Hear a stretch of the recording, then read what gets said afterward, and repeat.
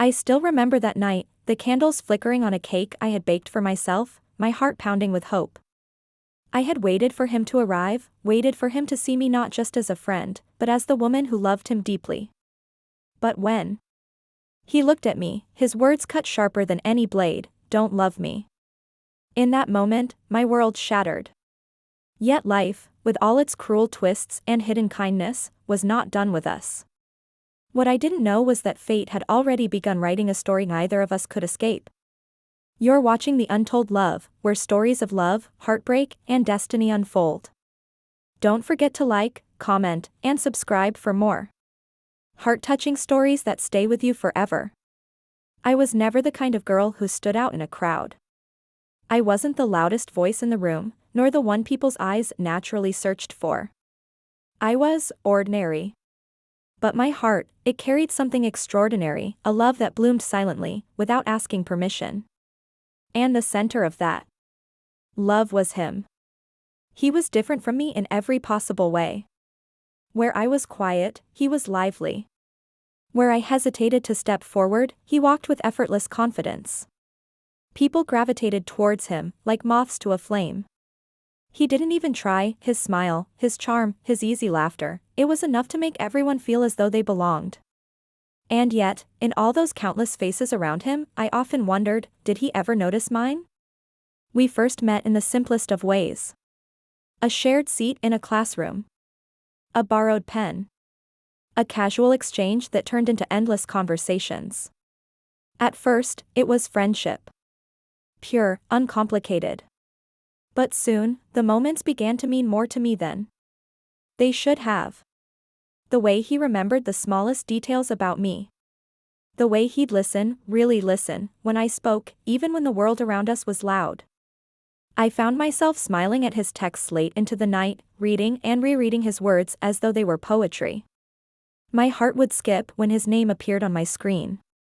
And in those stolen glances, those shared silences, I felt something growing inside me, something I couldn't cage anymore. But I never told him. Not at first. I feared ruining what we had. After all, wasn't it better to be by his side as a friend than risk losing him forever? Still, love has a way of pushing its way to the surface, no matter how hard you try to hide it. I began to notice how my world revolved around him. A smile from him could brighten my darkest day. A word from him could calm my deepest fears. He was, without even knowing it, becoming the heartbeat I measured my life against. And so, as my birthday approached, a thought began to bloom. What if I told him then? What if, just maybe, he had been waiting for me to speak all along? I imagined it over and over, the candles lit, his smile across the table, my voice trembling but steady enough to say the words I had carried for so long, "I love you." It felt like a dream waiting to be lived. A story waiting to be written. And deep inside me, hope whispered, maybe, just maybe, he would say it back. The night of my birthday arrived faster than I expected. All day, my heart raced with a nervous excitement, like I was carrying a secret the world wasn't ready to hear. I had spent hours preparing, nothing fancy, just a small room decorated with fairy lights, a homemade cake sitting at the center of the table, and a single wish in my heart. When the doorbell finally rang, I almost couldn't breathe. And then, there he was, standing in front of me with that familiar smile, holding a small gift bag. My heart leapt, imagining what it might mean. Could it be something thoughtful? Could it be a hint that maybe, just maybe, he felt what I felt? We sat together, laughing, talking, cutting the cake. It all felt perfect, like the universe had finally aligned. I watched him across the table, the glow of the candles reflecting in his eyes, and I thought, this is it. This is the moment I've been waiting for. My hands trembled as I placed the knife down. My voice caught in my throat, but I pushed through, because love doesn't wait forever. "There's something I've been meaning to tell you," I whispered. My eyes fixed on him, afraid yet desperate for him to see me, truly see me. For a heartbeat, he leaned forward, listening closely, his expression soft and curious. That gave me courage. I think I've loved you for a long time now. I said, my voice breaking under the weight of every hidden feeling. You're more than a friend to me. You've always been. The silence that followed was deafening. He didn't smile. He didn't speak. His eyes shifted away, and I felt the ground beneath me begin to crack. Finally, he sighed, his words coming slower than I could bear. Don't love me. 3 simple words. But they cut deeper than anything I had ever known. I tried to hold on to my composure, tried to force a smile, as though I could pretend his rejection didn't matter. But inside, my chest felt hollow, as if someone had stolen the air from my lungs. I nodded, swallowing back tears, and whispered, okay, though nothing about it was okay. That night, after he left, the room felt unbearably quiet. The cake sat half-eaten, the candles long melted. I curled into myself and cried softly, realizing love cannot be demanded, no matter how pure it is. And so, in the stillness of that night, I made a decision. If my love was a burden to him, then I would set him free. I would walk away, even if every step broke me more than the last. The days after that night felt heavy, like I was walking through a world drained of color. I stopped waiting for his calls, stopped checking my phone every few minutes. The silence between us grew wider, and in that emptiness, I tried to bury the pieces of myself that still longed for him. At first, it was unbearable. Every corner of my life reminded me of him, the cafe we used to visit, the jokes only we understood, the songs that once carried secret meanings. I would hear his laughter in memories, and it felt like someone had placed a knife against my heart and twisted it slowly. But pain, if you let it, has a strange way of teaching you. Slowly, I began to realize that I couldn't keep living inside a love that didn't want me back. I had spent so long orbiting around him, like the moon chasing the sun, never realizing I had a light of my own. So, I began to change. I threw myself into my studies, into work, into dreams I had once set aside. I started journaling, pouring my heart into pages that no one would read but me. I picked up hobbies, surrounded myself with people who valued my presence without conditions. And little by little, I began to recognize the girl in the mirror again, the one who wasn't defined by someone else's choice. It wasn't easy. There were nights when loneliness crept in, when my chest ached with the memory of his rejection. But instead of breaking me, those nights reminded me of my own strength. They showed me that even shattered hearts can still beat, still carry someone forward. And as I grew, I noticed something unexpected. He began to notice my absence. Where once I was the first to call, now his number lit up my phone. Where once I was always available, now I was distant, busy, living a life that no longer revolved around him. And it unsettled him. He would ask casually, "Why don't you come around anymore, or you've changed?" Yes, I had changed. I wasn't the girl who waited endlessly anymore. I was learning to stand on my own. But fate, it seemed, wasn't done with us yet. Because as I was finding my way back to myself, he was beginning to lose his way without me. Time has a way of shifting the balance of hearts. Where once I had been the one waiting, silently hoping for his affection, now it was he who began to notice the emptiness I had left behind. At first, it was subtle. A casual message after weeks of silence, "How have you been?" A late-night call that he disguised as accidental, but I knew better. His voice carried something I hadn't heard before, hesitation. I responded politely, but my words were measured, no longer overflowing with the eagerness that once betrayed my love. And I think he felt it, this new distance, this new me. Days turned into weeks, and his efforts grew stronger. He would show up unexpectedly at places I frequented, pretending it was coincidence. He asked about my day, about my plans, about the people I now spent my time with. It was as if he was trying to reclaim the space he had once taken for granted. But the truth was, I had already built a life that didn't revolve around him anymore. And that realization unsettled him more than he expected. I saw it in his eyes when we crossed paths at a gathering. He looked at me with a quiet longing, the kind I had once reserved only for him. For the first time, it was he who was searching my face for answers, for hope. Perhaps fate is cruel, or perhaps it is fair. Because in that moment, I realized. The roles had reversed. I no longer carried the weight of unspoken love. He did. He began to wait, waiting for me to reply to his messages, waiting for me to smile at him the way I once did, waiting for me to choose him in a way he had never chosen me. But life doesn't hand us back the moments we waste.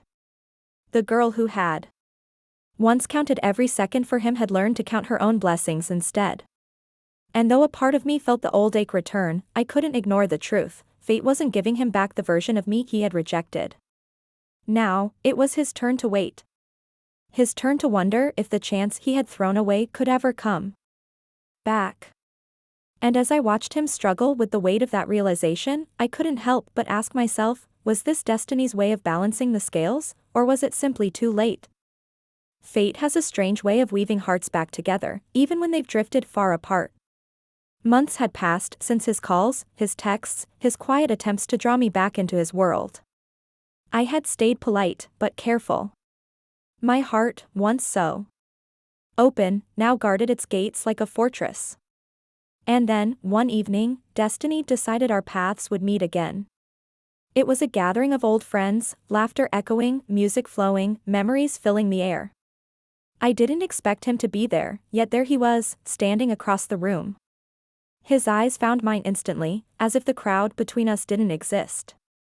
I could see it, the weight of unspoken words pressing against his chest. He looked different. Not in appearance, but in spirit.